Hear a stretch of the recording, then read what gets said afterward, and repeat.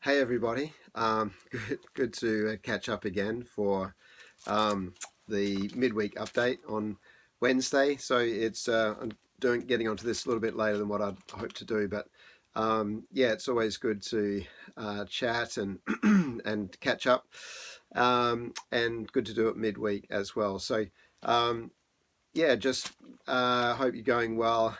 We've been busy here, probably going a little bit stir crazy being inside a lot more than usual. And I hope you've managed to get out and about and go for a walk and take the pooch for a walk, or get down the beach or something, just to breathe some fresh air and to just enjoy the beautiful, amazing autumn weather. I love autumn, and it's just been a glorious autumn so far. And yeah, so get out and about and just really enjoy the beautiful creation that God has made and that we can enjoy no matter what's happening. And so, of course, we live in a different situation now than what we were expecting at the beginning of the year. But just want to encourage you that God is at work deeply. He's doing amazing things. And I want to thank Steve for doing the update last Wednesday. It was really lovely, Steve. Really appreciated that and enjoyed hearing what God had been speaking to you about. And that's the thing, that God's speaking to us all the time. He's taking this opportunity to really grow us in our faith, and where things have sort of been stripped away in many ways, and so we're just relying on Him, looking to Him again, looking to Him afresh, wanting to hear His voice above all the other voices. There's a clamor of voices out there, all with different views and opinions, and you know, some of the media coverage can be really negative and almost sort of fear mongering. And so we need to just hang close to God, hear from Him, and go with what He is telling us, and you know, let His voice trump every other voice around us. And so this is an update, but there's not too much to say, except I really want to encourage you to come to the meeting on Sunday, as in watch it, you know, on your device, and if you miss it, then you can watch it afterwards as well. So that's wonderful. It'll be saved onto YouTube, but you can watch it live on YouTube, or you can watch it streaming also on Zoom. And to find that link, all you have to do is go to the Coast and Vines website. On the first page, you'll see a link there to click for live Zooming, and you can click on either YouTube or Zoom for that. And then you can watch it afterwards on YouTube if you didn't manage to be there at 10 a.m. on Sunday. But I want to really encourage you. This Sunday is going to be amazing. Last Sunday was wonderful. Thank you for all that contributed. Really, really good. The worship and the kids' story, and what Ashley spoke about, what Jacob, you know, led in with, which all just amazing. So thank you so much. And as I mentioned before, this Sunday we have Vince Esterman from Reunion Island near Madagascar. So he's already pre-recorded a message, and it is a powerful message. I really want to encourage you to tune into that one for Sunday. And we're still looking to get smaller Zoom groups up. We haven't got the list completely completed, but you'll have an opportunity to sort of, you know, choose your Zoom small group. If you want to be a part of it, we've sort of designed them so they're in a locality, and that kind of makes it easier. Once this is all passed, which it will pass, that means that if you want to keep on meeting together in a small group, then you can do that, and you're going to be close handy for it. So it'd be great. Now, just to kind of finish, I wanted to talk to you a little bit about just digging your own well. You know, this is a time where we do have more time, seemingly. I mean, some of us are still working flat out. You know, my role is still busy, but it's a change role. And so because I'm not involved in so many more meetings, not just Sunday meetings, but other weekly meetings, and having to be there physically, then I've just got more time at home. And so, and so I think all of us, even if we're working full time still, we're probably not going out as much. Well, we're definitely not going out as much, because, you know, even to go out for a coffee, it's not the same when you can't sit down and chat to the person you're having a coffee with. So that time, God's really, working in us, wanting to draw us into his heart, which is what Vince is going to speak about on Sunday, the heart of God.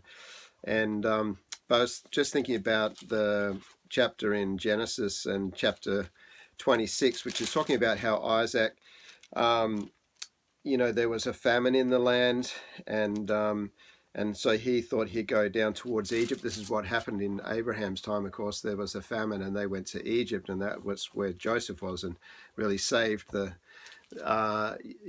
saved that whole lineage of people through Abraham and Joseph and so on, the people of God that came there and actually were provided for. But of course they ended up in slavery, as we know, over that time. So and they were in that time 400 years before they were able to leave under the leadership of Moses and come into the promised land. But but this was in the time of Isaac, and so he was probably thinking, maybe I'll head to Egypt too. But early in the chapter 26, God says to him, do not go down to Egypt, but live in the land where I tell you to live. And I think at the moment we can be looking to other sources, if you like, to keep us going, to get us through our days, to when we're really struggling, we can look to other sources, which aren't necessarily wrong. But what God's saying in this, I think, and he's saying to us in the COVID-19 situation that we're in, that really we, rather than look to other sources for helping us, to really look again to God's promise. So God promised to Abraham that this land would be a place of plenty. It would be a place where they could grow and expand, and as a family, it'd be a place of blessing. They'd be multiplied, and all these kind of things. And so it was really a covenant of faith that Abraham had with God, and it was based around this coming into the land, the promised land. And of course, we know that as a Christian, we're actually coming into an inheritance. This is talked about in Hebrews and in Ephesians as well, that this inheritance that we have in God. And so that was more the physical, but this is really the spiritual we live in. And so God's saying, don't go now to Egypt, don't look elsewhere, but actually believe me and my word and my promises, and actually delve into the things of God in the place that he's called us to live, which is right here, right now. And to not be reliant on other people or resources, but actually to rely on God and to trust him in the midst of it all. And so, and then of course, once they're in this place, even though they're in famine, Isaac's people begin to dig wells, and they need water. Obviously, it's like in the desert, water's life. And so they're digging wells, and I think, as well as not going to Egypt, not sort of metaphorically going to other sources, but sticking close to God, that we also should not be looking to, be reliant on the other resources. We've got to just dig our own wells at times, and so we've got to just push out into new territory and dig wells. And this is really, metaphorical of just digging into God and into his word, into his promises. That's where the life is. Jesus said that that there were rivers of living water, that we can access in the Holy Spirit. And sometimes there's a real discipline in this. And we read this story that they dug 3 wells. So the first well they dug, they called Esek, because they had contention from people around them. There was a big quarrel with the other people. And so eventually they moved on from there, left that well actually to these other people. And then they dug another well, which they named Sitnah, which means opposition. And again, they had contention, and it was a problem for them.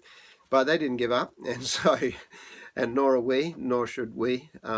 Sometimes, when we're digging into God, you get opposition, you get pushback, and at times it's actually just an indication to dig in a different way, or dig in a different place. And so when I say a different place, I don't mean giving up on God or anything like that, but he will guide us and lead us into the promises and the places where he wants us to dig. And sometimes it's not easy, and even the whole story around 26 Genesis is that the place was in famine, and yet they go ahead and they do the work. And so the third well, they named Rehoboth, which means roominess, which means at last we've got a place where we can prosper, where we can grow, where we can really flourish in all the things that God has called us to flourish in.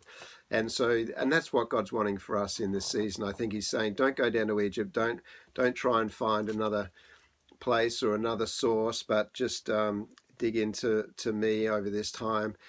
Dig some wells. It says in Isaiah that we can draw a joy from the wells of salvation, and I think there's going to be joy. There's it's hard. It's I today was blessed because I saw 3 people from church all down the street. Amazing. Had managed to chat to them.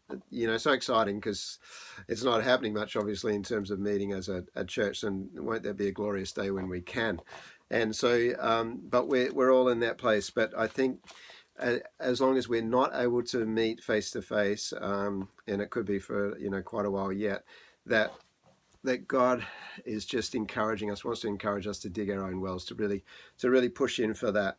And so the other thing is that Isaac sowed in that land in famine, and he reaped 100-fold. And I feel like God's saying to us as a church, keep sowing,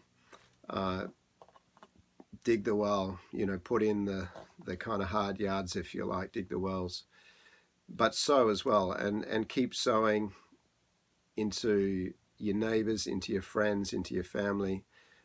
Sow the things of God, sow in righteousness, and we're going to see 100-fold increase. It doesn't look like it. It doesn't feel like it.